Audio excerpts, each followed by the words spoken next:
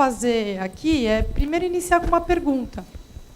Em que sentido o Brasil ou os brasileiros não gostam de matemática ou eles não aprenderam direito matemática? Porque quando a gente ouviu aqui, nessa primeira palestra dos professores Kaplan, eles fazendo essa aula aqui, a gente não passa a gostar mais de matemática? Não dá vontade de aprender mais matemática? Quando a gente começa a perceber a matemática de uma outra forma, a gente passa a gostar muito mais da matemática.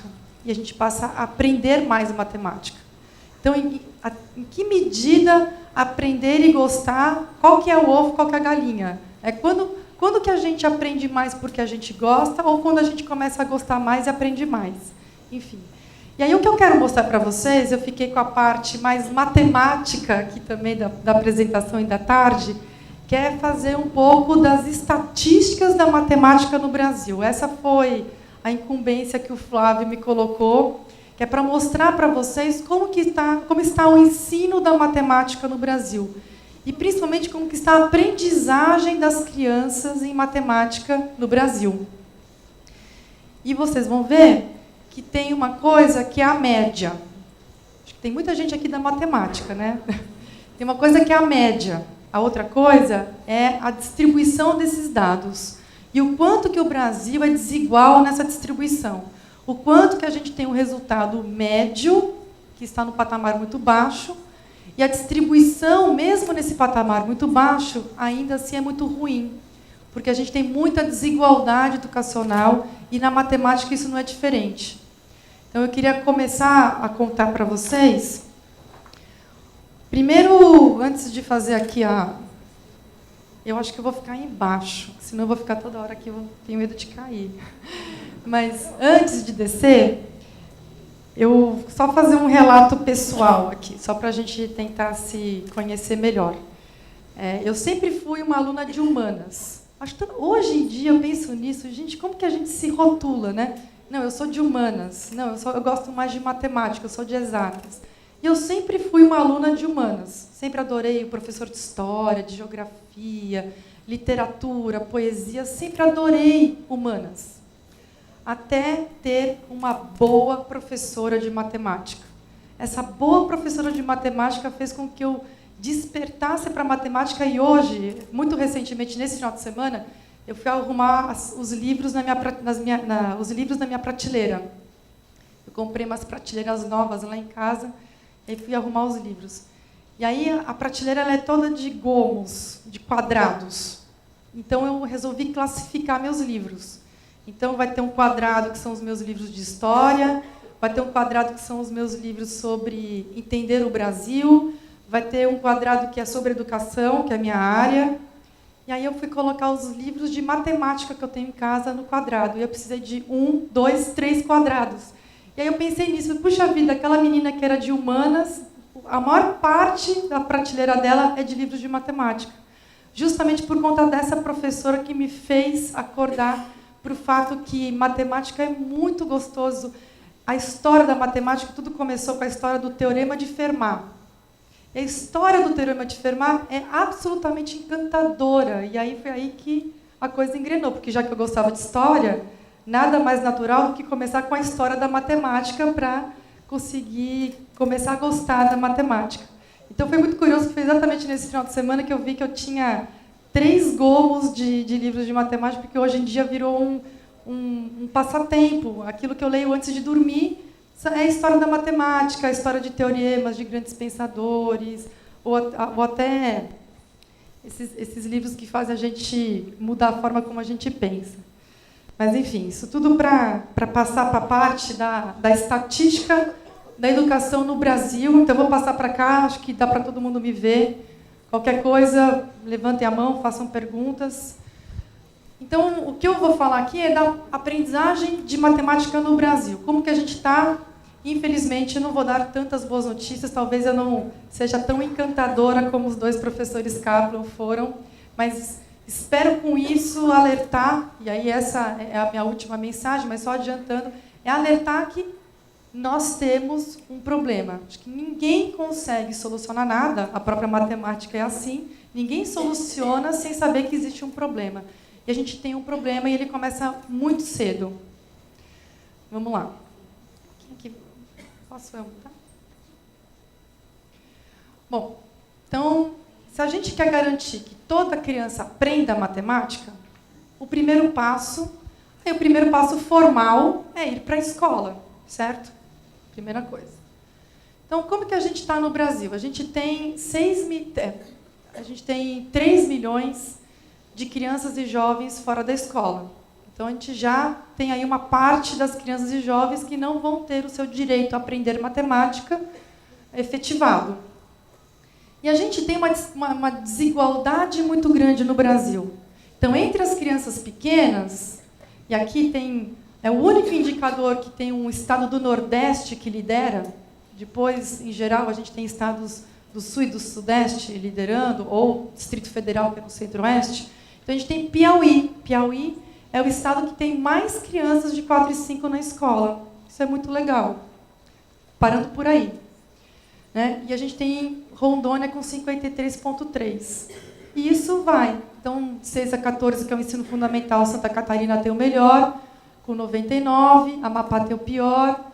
E no ensino médio, Distrito Federal com 87, Alagoas com 74. Mas vocês vejam, na educação infantil, como a desigualdade entre os estados é tão grande.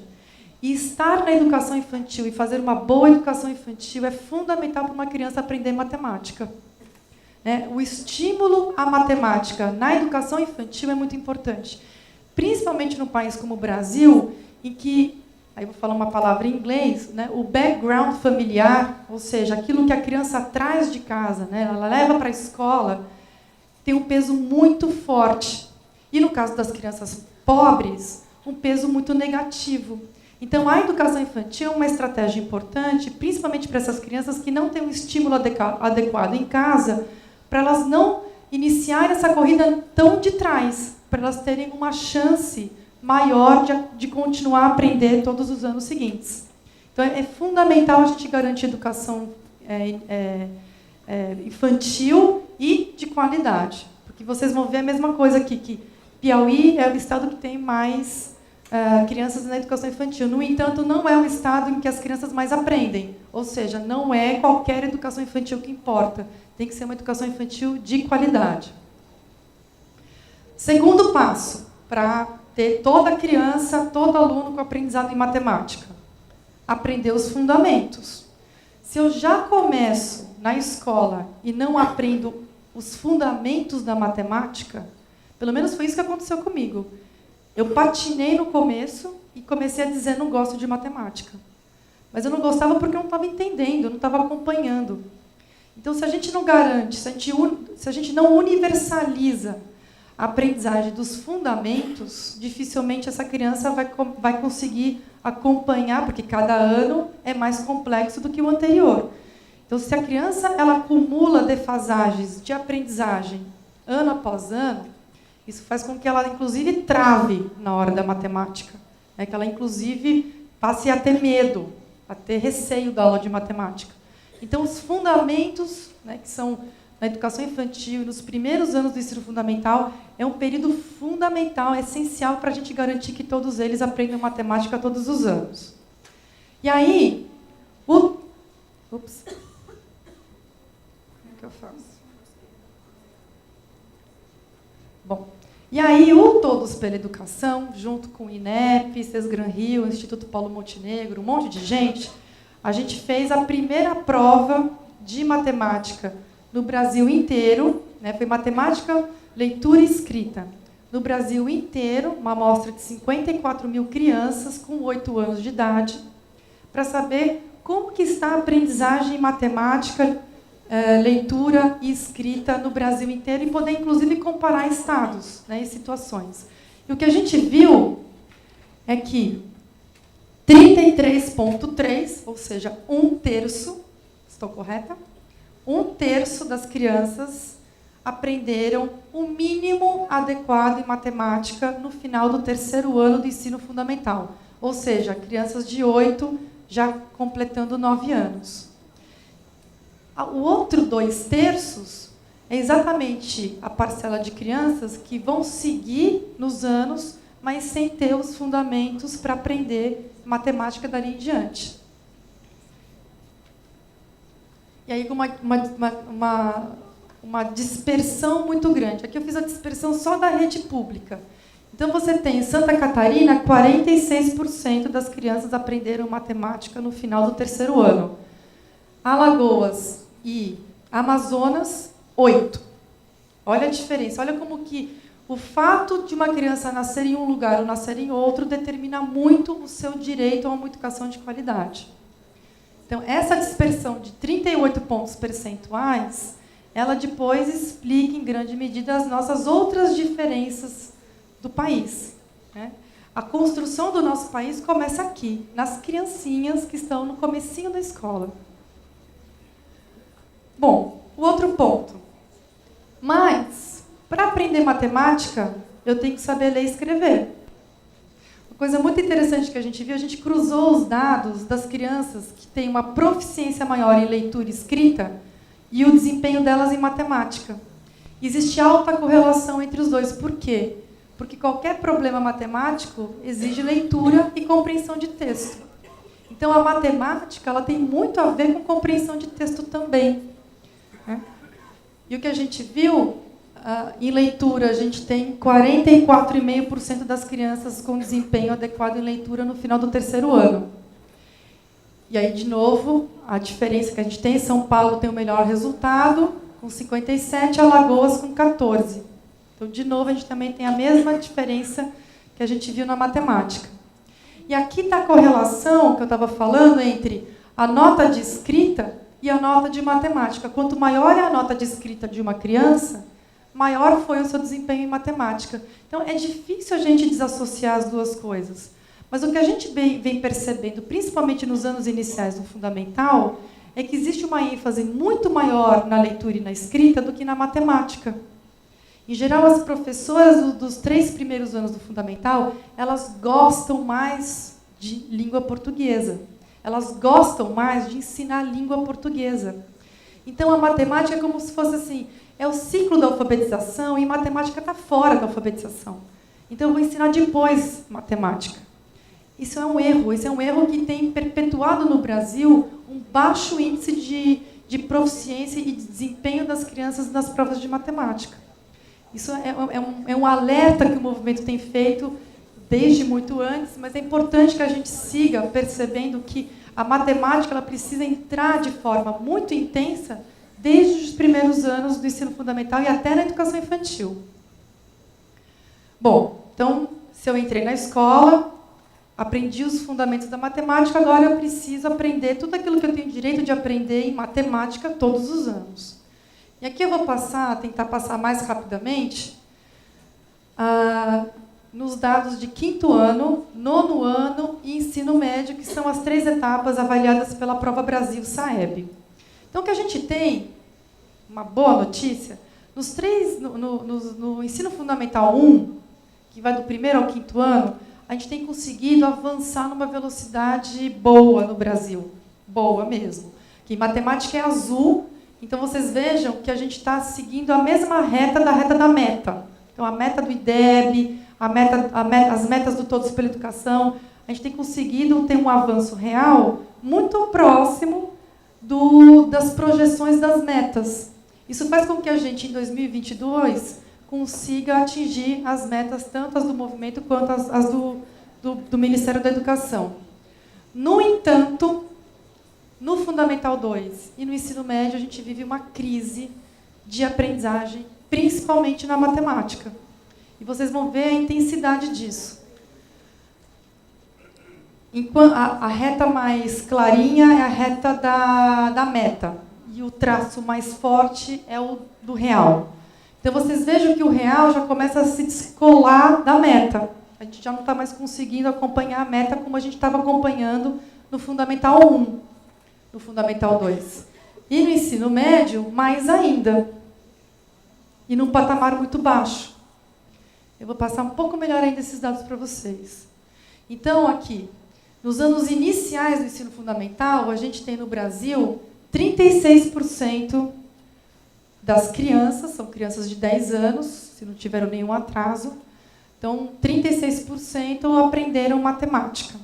Vocês vão perceber que sempre matemática é menos do que língua portuguesa, né? Língua portuguesa foi 40% no Brasil. E com uma diferença de 50, quase 54% em Minas Gerais e 13% no Amapá. De novo, olha como é diferente a situação dos estados. Aqui eu vou falar um pouco dos municípios. Vamos falar um pouco de geografia, não só de matemática. Aqui é um mapa do Brasil, e quanto mais azul, mais as crianças aprenderam matemática. E olha como no primeiro ano, no Fundamental 1, a gente conseguiu avançar muito mais. Então, aqui é anos iniciais, né? Então, o desempenho das crianças no final do 5º ano, e quanto mais azul, melhor é o resultado. Então, esse aqui é o dado de 2005, 2007, olha como a gente melhorou.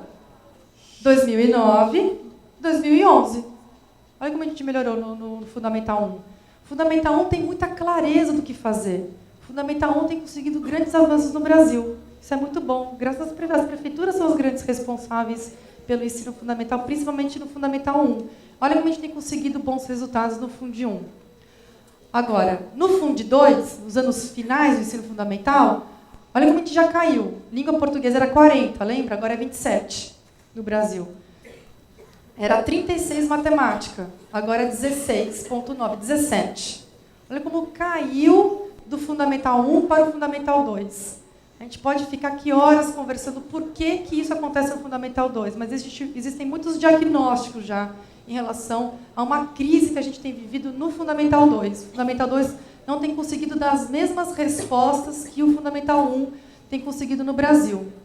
E, de novo, com grandes diferenças. Minas Gerais com 27% e Alagoas com 8%. Alagoas e Maranhão com 8% das crianças. Então, imagine que 8% apenas das crianças em Alagoas e Maranhão aprenderam matemática no final do Fundi 2.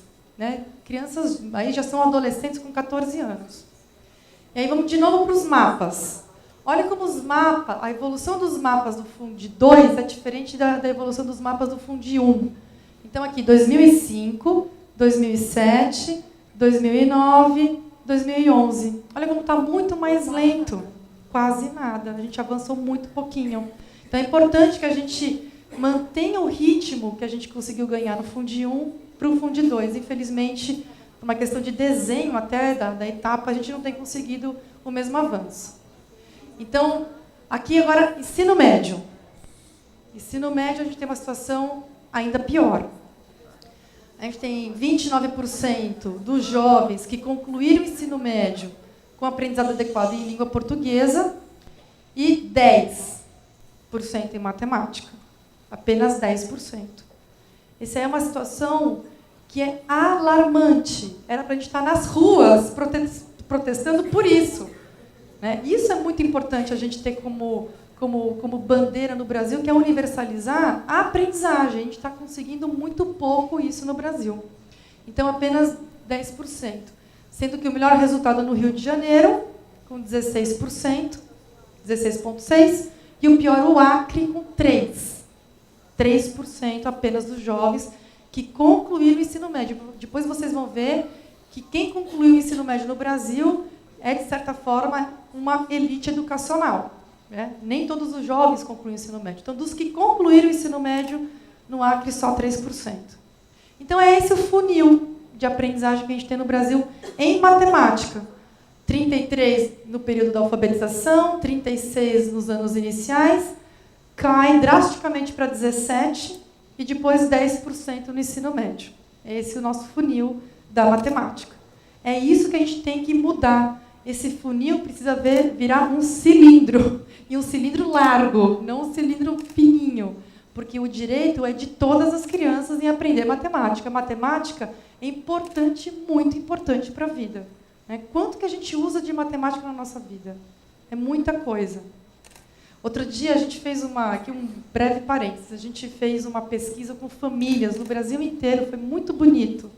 E a gente viu coisas incríveis e coisas muito tristes. Uma coisa que a gente viu bastante foi que famílias muito pobres dizendo na frente do filho: ah, mas meu filho não aprende matemática, não entra na cabeça dele matemática. É baixas expectativas, a gente espera muito pouco das crianças. E, por outro lado, também a gente viu que famílias muito pobres, uma mãe especificamente, falou, olha, meu filho quer ser jogador de futebol. Só que eu falei para ele, vai ter que aprender matemática. Senão os homens lá vão enrolar ele nas contas. É isso. Né? É importante a matemática, seja lá qual for a carreira que a gente vai seguir. Então, a gente tem que transformar esse funil num cilindro bem largo no Brasil. Esse é o grande desafio que a gente tem hoje na educação. O quarto passo é concluir a educação básica. Eu entrei, me alfabetizei, aprendi, tem que concluir o ensino médio. O que dá para fazer um jovem sem o ensino médio concluído no Brasil? O que sobra para ele?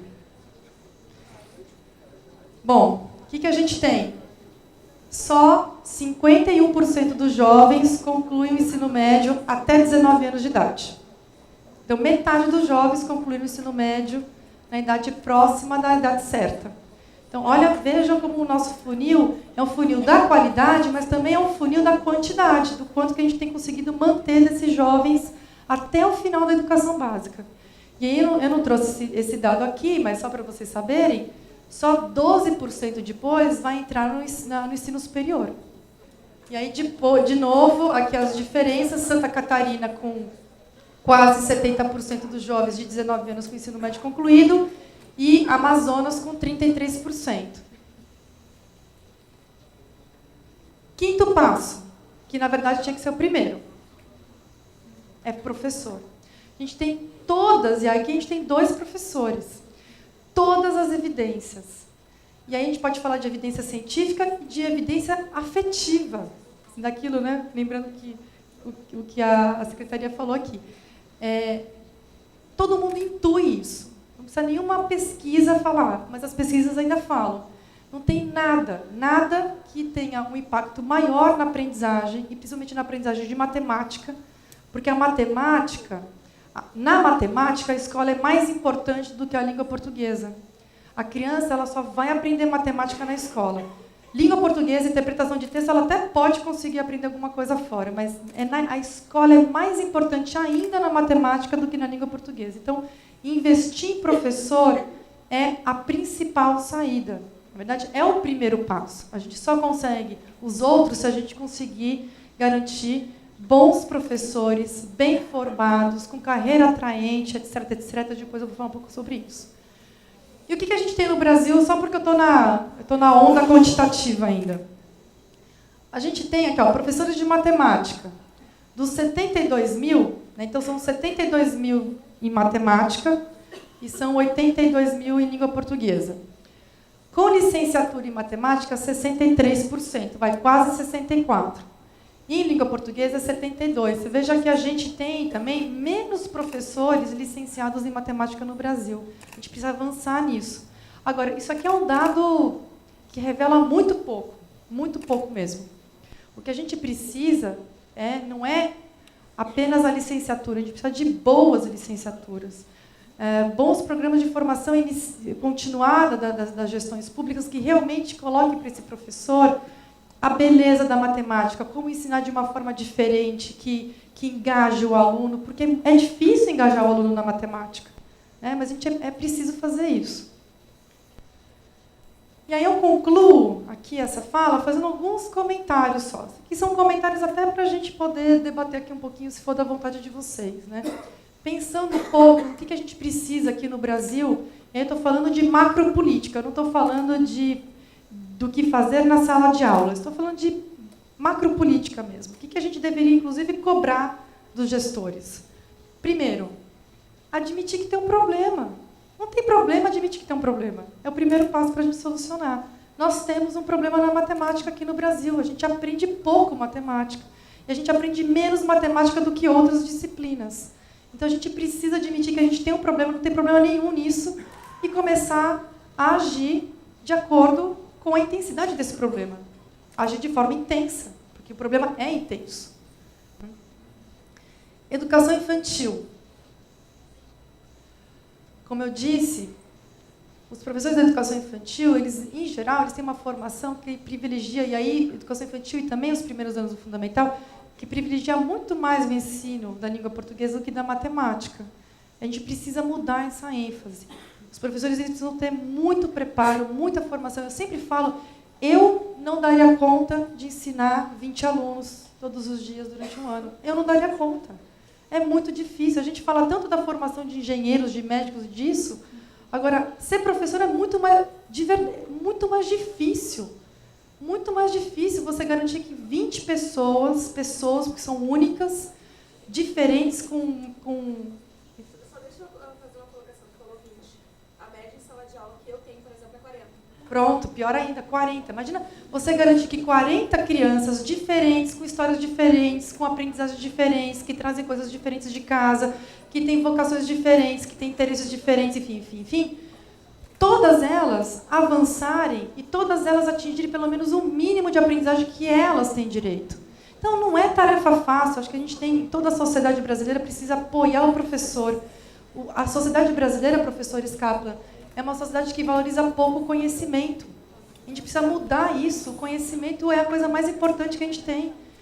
E a gente não valoriza como sociedade. Então, uma sociedade que não valoriza o conhecimento não valoriza o professor. Então, a gente precisa mudar essa realidade urgentemente no Brasil. Ciclo da alfabetização também é tempo de aprender matemática, aquilo que eu estava falando também. Né? As crianças já estão, a gente tem apenas 1/3 delas no final do 3º ano que aprenderam matemática. Os outros 2/3 não aprenderam, e eles muito provavelmente vão fazer parte daquela estatística dos anos seguintes, daqueles que não aprenderam também. É muito mais difícil. Né? A nossa tendência, vocês lembram do funil, a nossa tendência é a gente perder alunos no meio do caminho, e não ganhar os alunos no meio do caminho. Então, se a gente já parte de um patamar muito baixo de aprendizagem, logo no final do 3º ano do fundamental, é muito mais difícil a gente recuperar para frente. Quanto mais a gente investir em educação infantil e anos iniciais, mais as outras etapas vão se beneficiar desse ganho de aprendizagem. Agora, aumentando um pouco mais até o escopo, currículo. Vou fazer uma pergunta aqui, assim, para mim. É justo, assim, eu sou 100% fechada com as avaliações. Eu acho que tem que ter avaliação, tem que ter avaliação externa, tem que ter Prova Brasil, tem que ter IDEB. Eu sou muito convencida disso. O que eu ainda não estou convencida é que a gente não fala para ninguém o que tem que ensinar. Ninguém sabe exatamente o que o aluno tem que aprender no final do 2º, do 3º, do 5º, mas eu avalio. Então, como que a gente pode fazer uma avaliação sem dizer o que deve ensinar? Como que a gente pode fazer a formação de professores com foco na aprendizagem dos alunos se eu não sei o que o aluno tem que aprender em cada ano? Então, existem essas distorções do Brasil que a gente precisa corrigir. Né? E aí, uma boa notícia, está sendo discutido no Conselho Nacional de Educação um currículo nacional, para a gente dar unidade a esse país. O que uma criança de cada ano deve aprender? Isso é importante para a gente ter clareza, poder se preparar, se planejar. Né? Isso faz toda a diferença. Uso pedagógico das avaliações, enfim, tem muita avaliação no Brasil, muita mesmo, mas a devolutiva delas para as escolas é muito insuficiente. Né? O que chega para a escola? Olha, a escola é IDEB 2,5. O que significa? A escola é 235 pontos na Prova Brasil, 5º ano, língua portuguesa. Mas isso é bom ou é ruim? Né? O que é? Importante que a gente comece a ter mais transparência, publicidade, discussão em torno das avaliações. Elas são ótimas, se bem usadas. A gente tem que fazer agora o 2º capítulo, que é usar bem as avaliações. Atratividade para a carreira. Eu não sei se vocês viram, terça-feira teve uma matéria no Bom Dia Brasil sobre a atratividade da carreira. Eu acompanhei a gravação. E a gente perguntou para várias turmas de alunos que estão para entrar no ensino superior. A gente perguntava, quem quer ser professor aqui? Uma. Na vez que teve 3, eu fiquei super feliz. Nossa, tem 3? Na verdade, os 3 queriam ser professores do ensino superior, professor universitário. Agora, professor da educação básica, eles não queriam. Então, essa inversão, de novo, de valores que a gente tem no Brasil, sendo que o professor da educação básica é o principal profissional do país, é algo que a gente precisa inverter. Então, precisa atrair para essa carreira e mexer na formação de professores. Bom, gente, então, aqui Espero ter contribuído para a reflexão de vocês, espero ter sido complementar à fala dos professores Kaplan, colocando um pouco desse panorama no Brasil e me coloco à disposição para qualquer dúvida. Obrigada.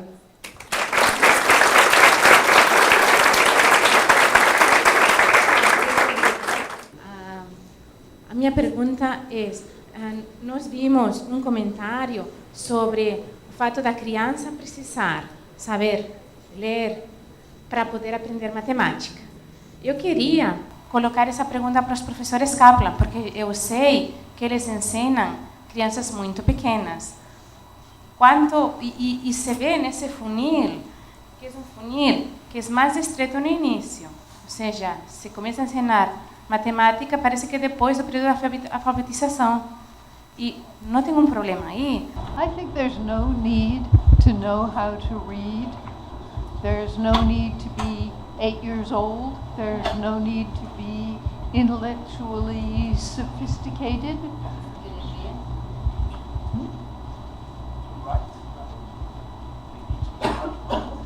They don't need to know how to write. There's a conversation that you can have about numbers.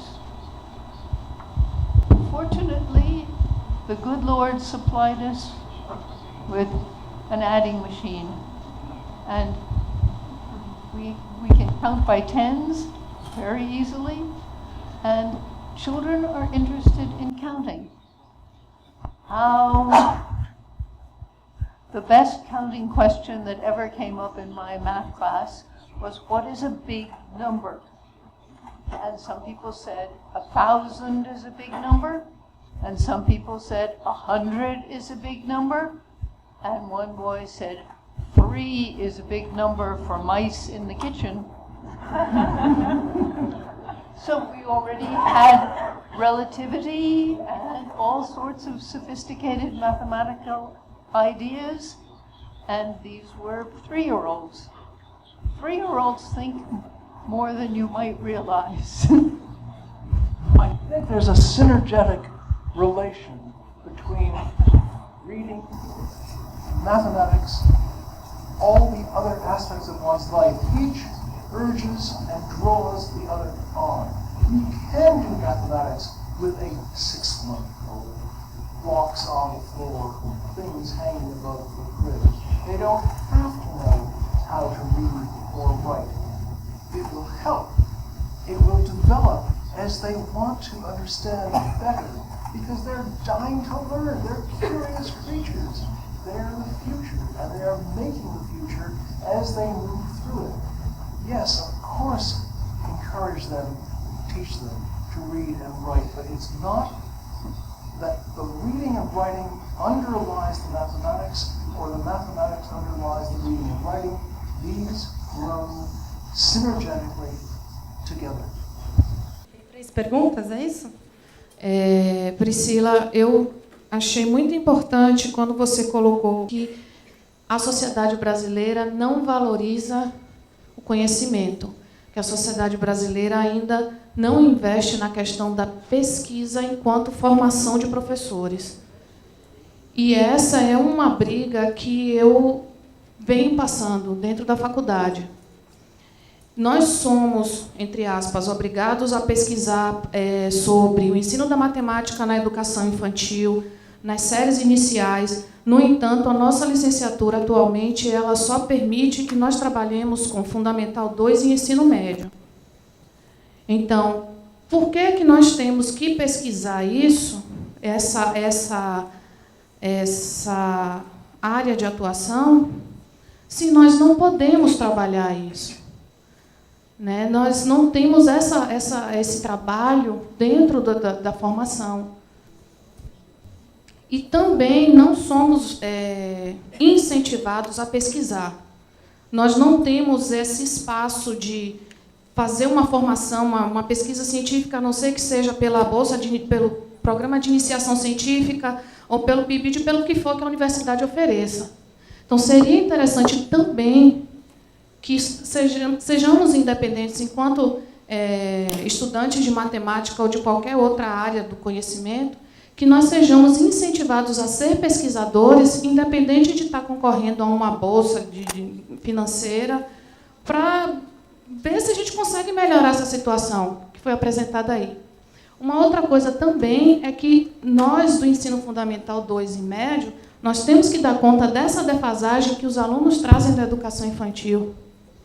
E, às vezes, a gente não consegue fazer isso e acaba atropelando, e o aluno fica sem saber matemática e desiste de estudar, consequentemente, educação de jovens e adultos. Que na educação de jovens e adultos também alguns professores, pelo amor de Deus, entendam, temos professores e professores, que veem o aluno, julgam que esse aluno adulto não tem conhecimento suficiente e empurram. Não, vamos, é coitadinho, vamos empurrar, ele precisa terminar o estudo. E não é assim que a coisa tem que funcionar. Se a gente quer uma sociedade que nos valorize enquanto educadores, que nos valorize enquanto formadores de pessoas, a gente também tem que tomar esse cuidado. Só um breve comentário. Assim, ó, a gente está em tramitação o Plano Nacional de Educação lá no Congresso. Né? Não sei o quanto que vocês acompanham disso. Muito? Que bom, porque é raro, sabe? Às vezes a gente pergunta, as pessoas não estão acompanhando o Plano Nacional. Que bom. E lá tem uma meta que é justamente a gente ampliar a pesquisa entre os futuros professores. Uma coisa muito legal desse Plano Nacional é que das 20 metas, 15 são diretamente ligadas à educação básica. Mesmo aquelas de ensino superior, elas remetem à educação básica. Essa é uma inversão que a gente precisa fazer urgentemente no Brasil. A gente ficou muitos anos dando muito mais valor, holofote, etc., para o ensino superior, que é super importante, mas a educação básica é a base de tudo, inclusive, por isso que foi perfeito isso que você falou. Se a gente não corrige quanto mais cedo, são os dados que eu mostrei aqui do ciclo da alfabetização, se de cara 2/3 dos alunos com 8 anos já vão seguir os estudos sem ter aprendido a base da matemática, como que depois a gente consegue recuperar isso? É muito mais difícil, né?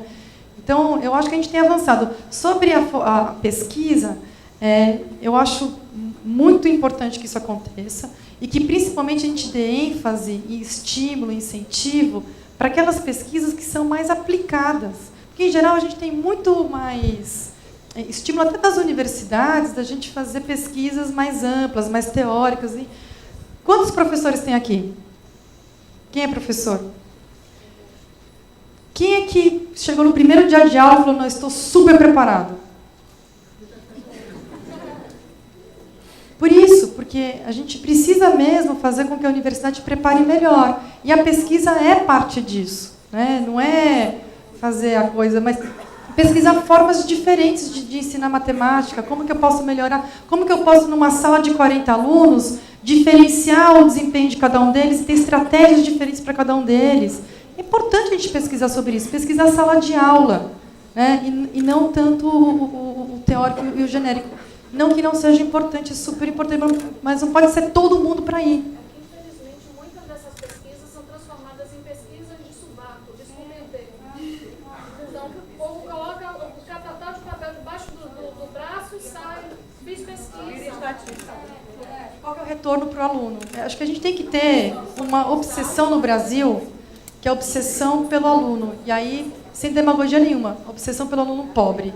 Porque o aluno pobre é o que mais precisa de educação de qualidade. Se a gente não tiver obsessão pelo aluno pobre do Brasil, a gente não vai conseguir vencer, inclusive, outras batalhas, que é a da desigualdade social, da desigualdade racial que a gente ainda tem no Brasil. A gente tem tanta desigualdade nesse país e a educação não é a única via, mas ela é a via mais importante para isso. Patrícia, tudo bom? A minha pergunta talvez saia um pouco, se for o caso a gente pode conversar depois, mas tem a ver com essa relação que tu existe entre educação superior e educação básica.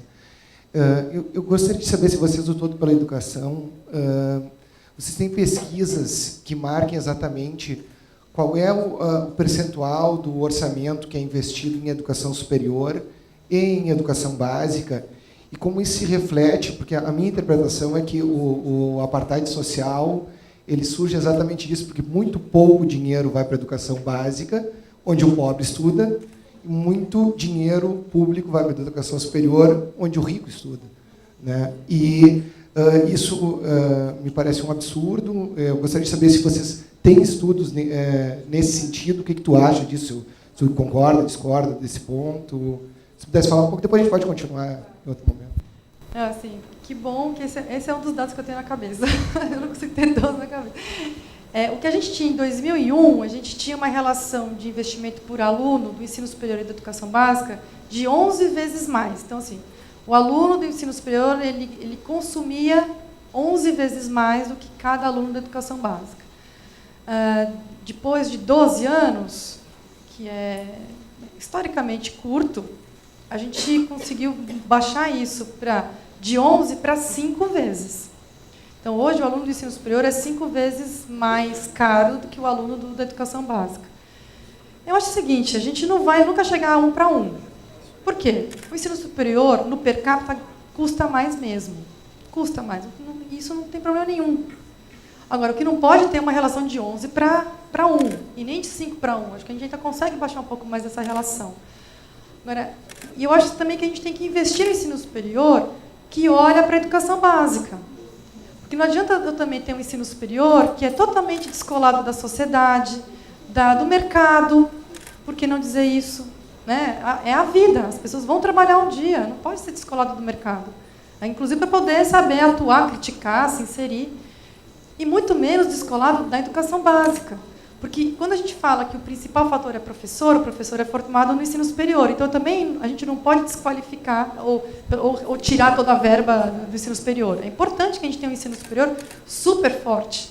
Né? No Brasil, inclusive, e principalmente na minha visão, mas é uma visão tendenciosa, porque eu sou da área da educação, que principalmente privilegia a formação dos futuros professores. Né?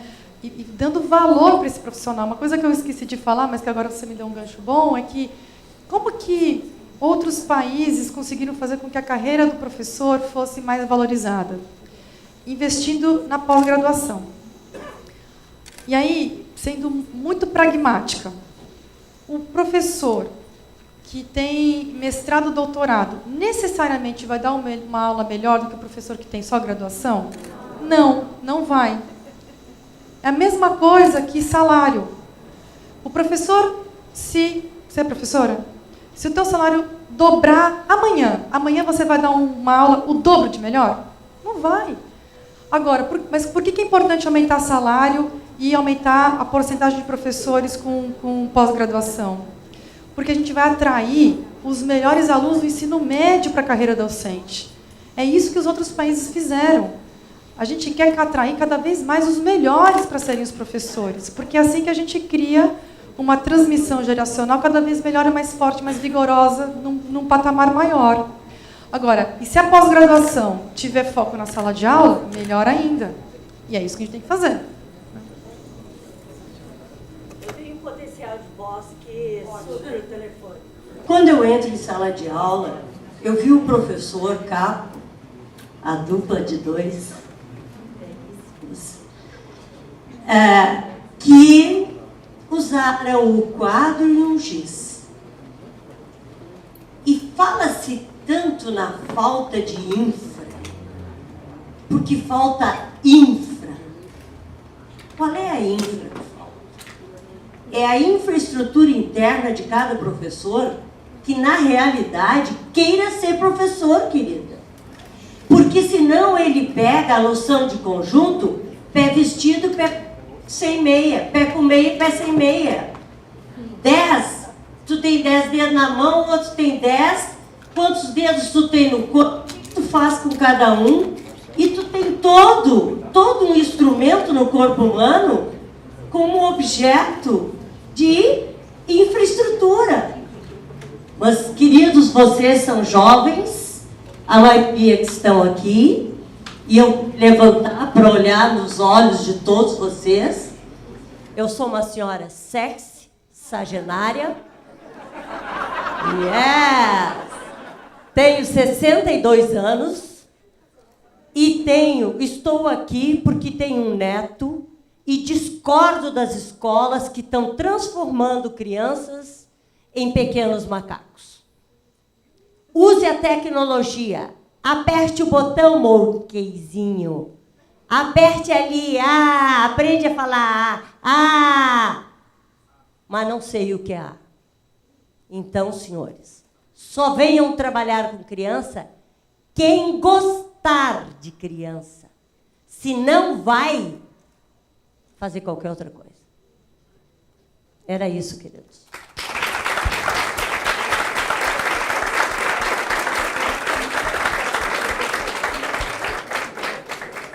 Muito bom. Assim, teve lá em São Paulo, eu sou de São Paulo, você já deve ter reparado pelo meu sotaque, né? Só falta soltar o meu aqui. Lá em São Paulo, a gente teve uma vez eu estou com torcicolo, não consigo virar, então vou fazer assim que nem robô. Lá em São Paulo, teve uma vez uma manchete de jornal, falando o seguinte: escola tal, melhor escola de São Paulo, apesar da secretaria. Assim, por quê? Porque a secretaria estava enchendo a escola de tablet, disso, aquilo, de lousa digital, e a escola, simplesmente a escola resolveu o seguinte: olha, não, a gente não vai fazer nada disso. A gente vai fazer o básico bem feito. Quando você olha as melhores escolas do Brasil, quando você faz exatamente o estudo, tem o cuidado de olhar para as melhores escolas do Brasil, mas não as melhores que atendem a alta renda. Não, as escolas boas que atendem renda baixa. O que elas fazem bem? O básico. O básico bem feito, eu sempre gosto da analogia com um bom feijão com arroz. Um bom feijão com arroz é insubstituível. Ninguém era obeso. Não, ninguém era não. Exatamente. Ninguém era obeso no Brasil. Isso. O bom feijão com arroz resolve muito. Depois você pode fazer uma misturinha aqui, fazer um charminho ali, não tem problema. Mas as boas escolas, elas fazem bem um básico. E é isso que a gente não tem. Eu até escrevi sobre isso outro dia, que os planos... eu não sou contra a tecnologia, tá? Eu já vi coisas muito boas com tecnologia, mas tecnologia, alguns planos, tem um glamour enorme, as pessoas amam, acham lindo demais fazer.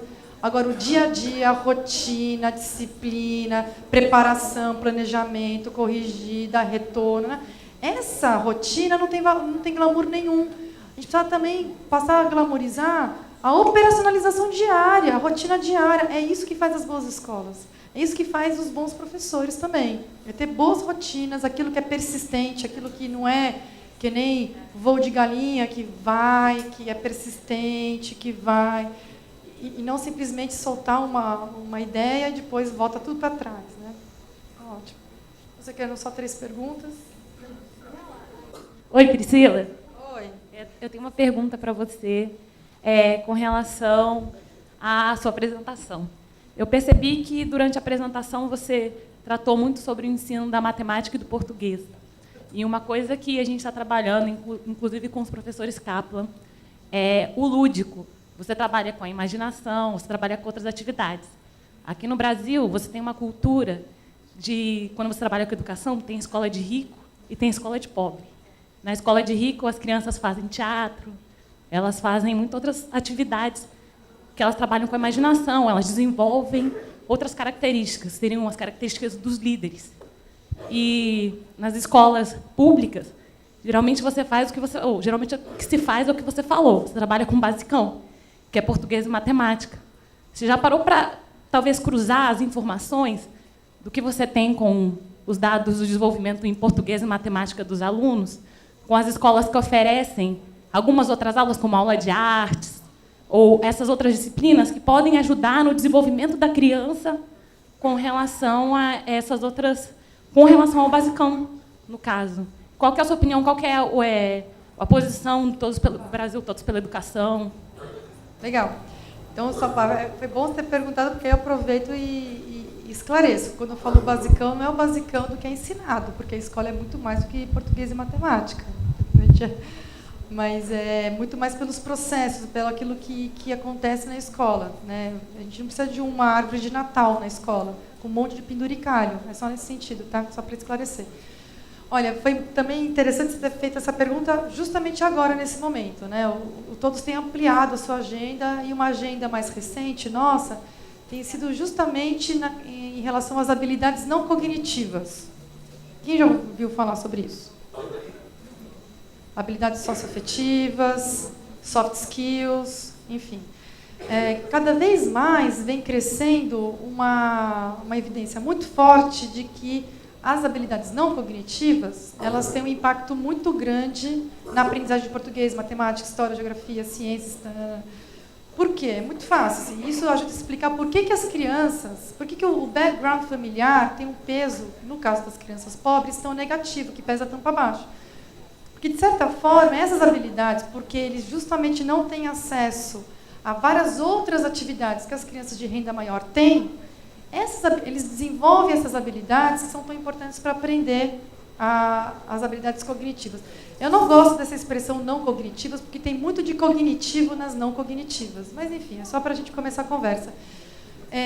Na matemática, por exemplo, persistência é muito importante. A criança que desiste na primeira dificuldade, na hora que está resolvendo um problema, ela não aprende matemática. Certo?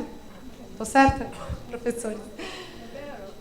Persistência é muito importante em todas as disciplinas, mas na matemática ela é muito importante. Concentração, saber ouvir, trabalhar em grupo, repertório cultural. E por que quando a gente fala assim para uma mãe, olha, leia todo dia para sua criança à noite? E, em geral, as famílias de classe média, classe rica, fazem isso muito. Todo dia bate ponto ali, lê para o seu filho. Isso é passado de geração para geração. E por que isso é importante? Por que essas crianças depois elas estão mais preparadas para a escola? Porque uma criança que ouve uma história todo dia à noite, 20 minutos que seja, ela sabe ouvir, ela presta atenção, ela consegue se concentrar por 20 minutos. Quem é que dá aula em rede pública para crianças muito pobres? É difícil elas se concentrarem? Isso é uma questão. As crianças têm dificuldade, quanto mais pobres, elas têm mais dificuldade de se concentrar, porque esse treino que vem de casa, ele é menor. Agora, a gente vai ficar de braços cruzados esperando que as famílias brasileiras comecem a fazer o seu trabalho. Por isso que a educação infantil é tão importante. Por isso que eu concordo com você 100%. Por isso que é importante ter escola de rico para criança pobre. Tem que ser escola de alto nível. Tem que ser uma escola que tenha altas expectativas em relação às crianças. Eu não tenho uma experiência americana que as escolas KEEP, Knowledge is Power Program.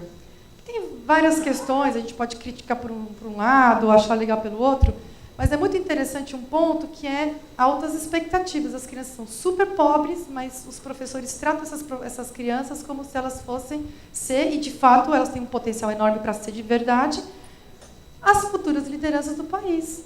As crianças que depois vão entrar em Princeton, Harvard, em Colômbia. Quer dizer, é importante que a gente acredite. Quantas vezes um professor, e isso é reflexo da sociedade, não é culpa do professor, quantas vezes a gente desiste de uma criança? Ah, mas essa criança, será que ela vai dar em alguma coisa? Agora, a gente pode fazer isso com uma criança? Então, assim, eu concordo, assim, acho que a gente tem que ter... a gente tem um mantra, falando todos para a educação, daqui a pouco a minha equipe vai falar, Priscila, para de falar isso, não aguento mais. Mas quer dar mais para quem tem menos. Na educação isso é importante. Quanto mais pobre é uma escola, é a clientela que ela atende, mais aquela escola tem que ser linda, com uma infraestrutura bacana, mas não com lousa digital, não com coisas artificiais, mas é para dar dignidade, é para ter vontade de estudar naquela escola, é para a criança sentir que lá ela é respeitada. E lá é o lugar onde ela vai dar o sangue, porque ela sabe que lá é um lugar que esperam muito dela. Né? O quanto que a gente não dá a partir daquilo que esperam da gente, o quanto que nos tratam de forma digna, do quanto que as pessoas acreditam na gente. Hoje, toda a ciência que tem estudado os processos cognitivos, psicologia social, etc., etc., tem mostrado o quanto que o fato das pessoas acreditarem em você e terem expectativa em relação àquilo que você é capaz de aprender e produzir, isso faz com que você produza e aprenda mais. Então, inclusive para as famílias, assim, o quanto que é importante a escola fazer um trabalho de articulado com a família para que a família seja um parceiro nessas questões todas, né?